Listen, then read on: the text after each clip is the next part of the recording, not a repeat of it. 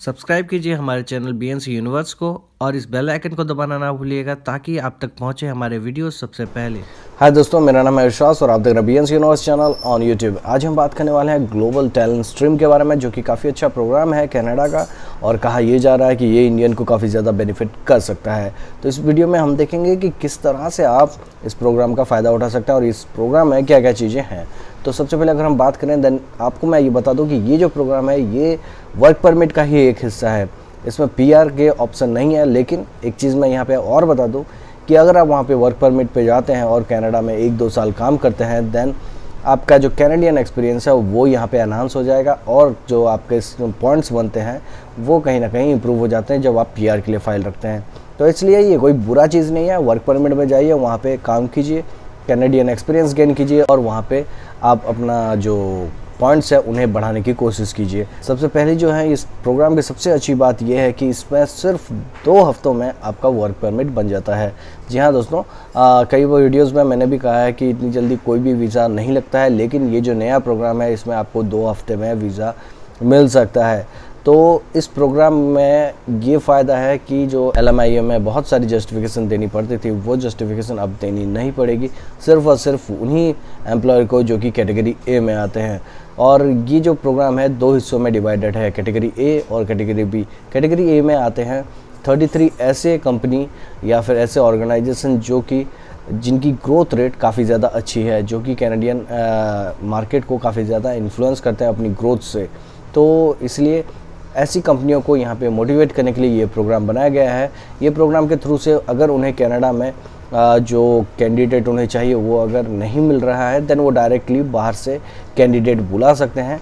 लेकिन सिर्फ और सिर्फ ये जो लिस्ट है इसको आप एक बार वेरीफाई कर लीजिए कि कौन सी लिस्ट में एम्प्लॉयर हैं और उनको आप कांटेक्ट कीजिए ताकि आपका वीज़ा प्रोसेस इजीली हो जाए और आप 2 हफ्तों में आपको वीज़ा मिल जाए।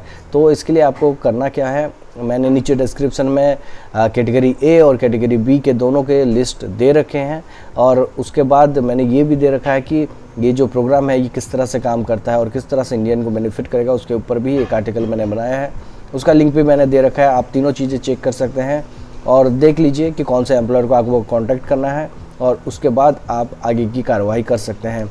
वैसे यहाँ पे मैं बता दूँ कि ये जो ग्लोबल टैलेंट स्ट्रीम है ये सिर्फ उन लोगों के लिए है जो लोग कि हाईली क्वालिफाइड है, जैसे कि IT इंजीनियर्स हों या फिर इंजीनियर्स या फिर साइंस के स्टूडेंट्स या फिर मैथ्स के स्टूडेंट। जनरली कैटेगरी बी में जो है वो NOC दिए गए हैं, जिसमें कि मैक्सिमम जो स्ट्रीम है वो इन्हीं से रिलेटेड है। तो आपको ये ध्यान रखना पड़ेगा कि अगर आप IT के स्टूडेंट हैं या फिर साइंस के स्टूडेंट हैं, इंजीनियरिंग से रिलेटेड है या फिर मैथ्स से रिलेटेड है, देन ये आपके लिए काफ़ी अच्छा मौका है।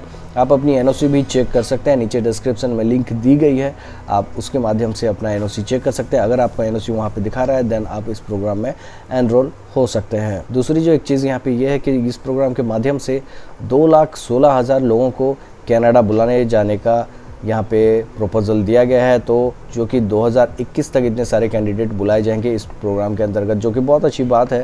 तो इस अपॉर्चुनिटी को मिस मत कीजिए अगर आपकी NOC इसमें है तो। और साथ ही साथ ये एक चीज़ अच्छी है कि इसमें LMI में 10 दिन में आपका जो प्रोसेस है वो कंप्लीट हो जाता है और साथ ही साथ आपको आपका वीज़ा जल्दी ही मिल जाता है।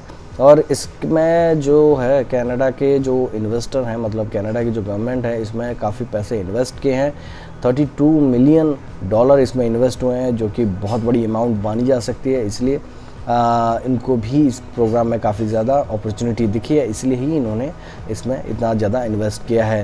तो इस प्रोग्राम में अगर कोई भी कैंडिडेट को अगर वो बुलाते हैं, एम्प्लॉयर अगर बुलाता है, तो उन्हें $1000 कैनेडियन जमा करने होते हैं। तो ये एक ऐसी फ़ंड है जो कि वो लोग रिफ़ंड नहीं कर सकते। अगर कैंडिडेट अगर ना बोलता है देन वो लोगों को उस पैसे को रिफ़ंड नहीं मिलता है। तो इसीलिए उन लोगों को भी काफ़ी थोड़ा सा यहाँ पे ध्यान देना पड़ रहा है कि कौन से कैंडिडेट को बुलाएं जो कि श्योरली आएगा ही आएगा। इसलिए यहाँ पे जो है पहले ही एम्प्लॉयर यहाँ पे क्लियर कर देते हैं कैंडिडेट के साथ कि हम आपकी प्रोफाइल रख रहे हैं, इसलिए आप जितनी जल्दी हो सके अपना कंसेंट दे दीजिए। तो ये था एक overview global talent stream program के बारे में। ये प्रोग्राम काफ़ी ज़्यादा अच्छा है और इसकी सबसे मेन चीज़ है 2 हफ्तों में आपका वर्क परमिट मिलना।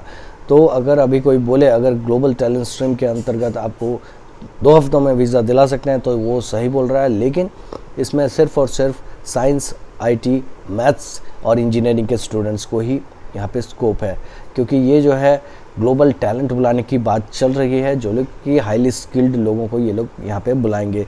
तो सोच समझ के इस प्रोग्राम में आप जाइएगा, क्योंकि कई सारे एजेंट इसका गलत फ़ायदा भी उठा सकते हैं, इसलिए थोड़ा सा ध्यान रखिएगा और अपने आप को कोई भी प्रॉब्लम से बचाइएगा। और अगर आपका कोई भी डाउट हो तो आप कमेंट सेक्शन में कमेंट कीजिए, मैं उसका जवाब देने की कोशिश करूँगा।